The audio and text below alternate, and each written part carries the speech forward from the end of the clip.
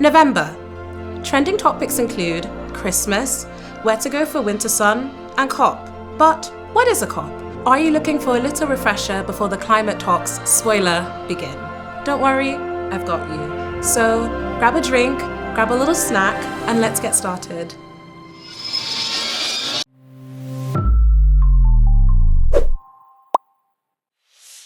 For nearly 3 decades, the United Nations has brought almost every country on Earth together for meetings on climate. These summits are known as COPs, and this stands for Conference of the Parties. The parties are the governments attending the conference. COPs are gathered under the United Nations Framework Convention on Climate Change.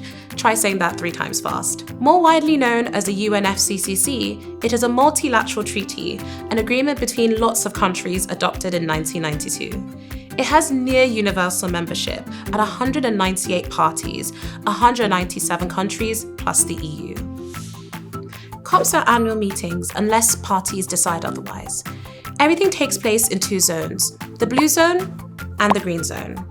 The blue zone hosts the formal negotiation, speaking and cultural events. It is managed by the UNFCCC and open only to accredited attendees. The green zone, on the other hand, is managed by the COP presidency. This is the host country, but we'll get to that bit in a little bit. Open to all, it's a space for raising awareness and holds a range of exhibitions and workshops, but the main focus of COPs are the negotiations between the attending countries. These discussions keep track of progress and aim to agree the best ways to drive climate action, all while taking individual country circumstances into account. And this is really important. Topics include, but are not limited to, mitigation. This is all about reducing and/or preventing greenhouse gas emission. Adaptation and resilience. This is the need for countries and communities to develop solutions and implement actions in response to current and future climate impacts. Finance. How can actions aiming to help mitigate and adapt to climate impacts and the wider climate change be funded? Inclusivity and collaboration. This refers to the all of society working together approach needed to accelerate global climate action.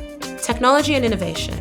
These are the existing and creation of new and improved climate solutions that help us reduce greenhouse gas emissions and move to a climate resilient future. You got any ideas? Loss and damage. These are the destructive impacts, losses, and damages caused by climate change that happen regardless of or without mitigation and adaptation efforts, particularly funding to those most vulnerable.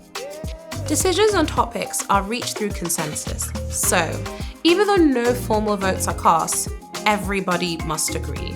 My friends and I can't even agree which takeaway to get on a Friday night.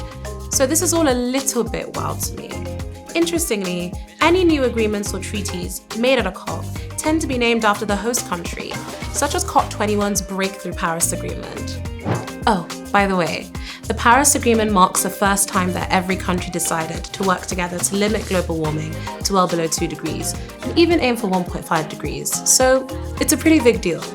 Countries also committed to nationally determined contributions, or NDCs, which outline how much each country will reduce their emissions at their highest possible ambition, and update it every 5 years.